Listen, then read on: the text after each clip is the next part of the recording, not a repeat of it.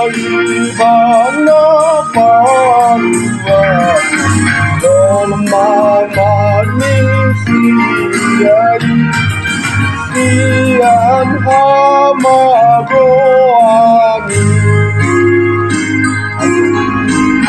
Shalom Bapak Ibu Saudara-saudara terkasih, kita bertemu kembali dalam renungan harian HKBP Lawai Ponggas Jumat 24 Oktober tahun 2025. Kita bersatu di dalam doa. Terima kasih Tuhan buat semua kasih dan berkat-Mu yang boleh kami rasakan hingga pada saat ini.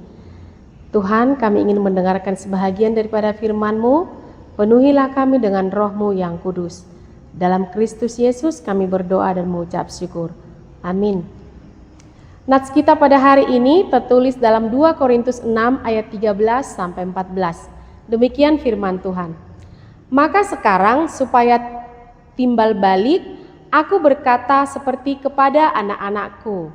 Bukalah hati kamu selebar-lebarnya, janganlah kamu merupakan pasangan yang tidak seimbang dengan orang-orang yang tak percaya. Sebab persamaan apakah yang terdapat antara kebenaran dan kedurhakaan? Atau bagaimanakah terang dapat bersatu dengan gelap? Tema kita pada hari ini, membuka hati dan teguh dalam iman.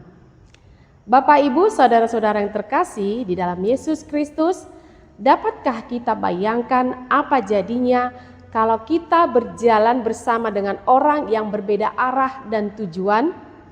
Atau kita bekerja sama dengan orang yang berbeda motivasi?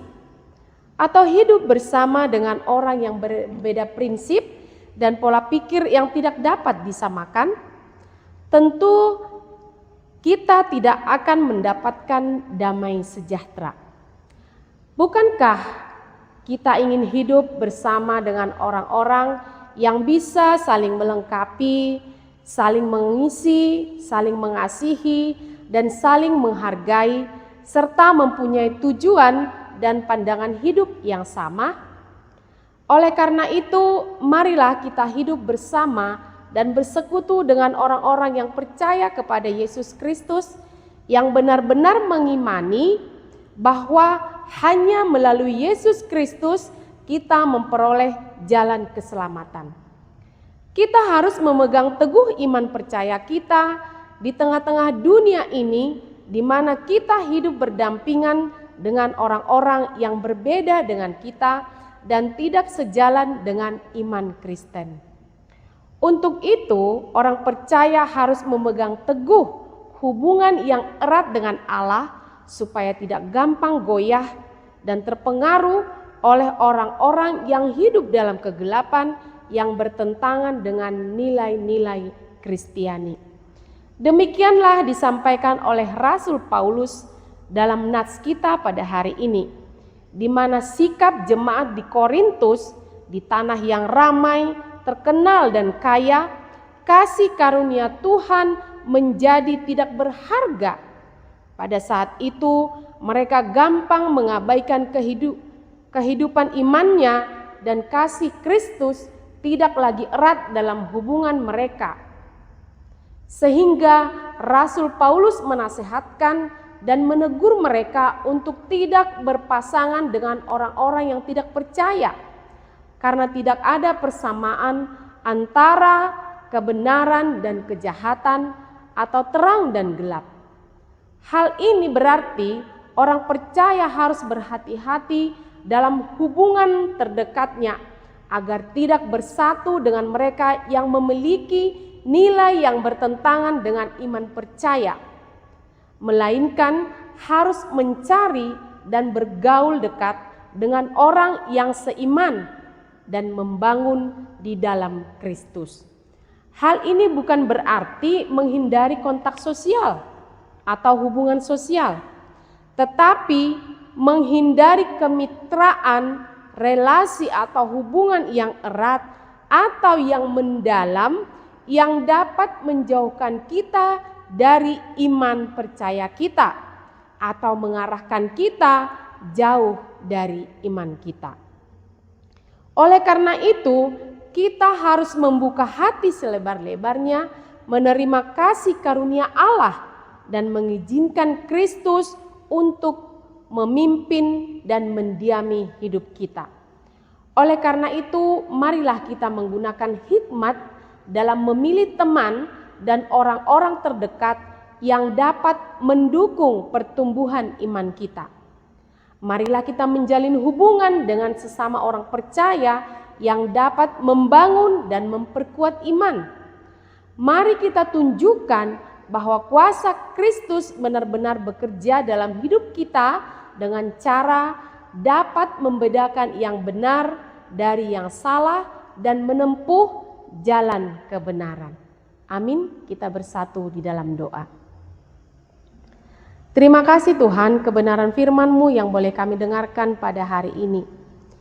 Ya Tuhan, kami mohon kepadamu, biarlah Engkau yang mendiami hati kami, yang memimpin hidup kami, supaya kami berpegang teguh pada iman percaya kami, yaitu kepada Yesus Kristus yang adalah juru selamat hidup kami.